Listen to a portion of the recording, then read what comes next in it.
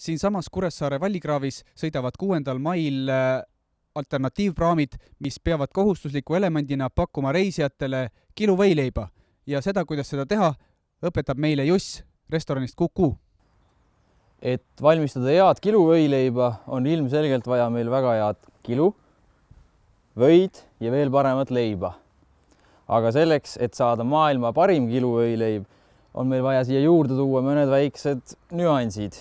Kindlasti oleks meil vaja head tomatit, punast sibulat ja vabajooksu kanamune. Ja halba ei tee kunagi ka värske salat.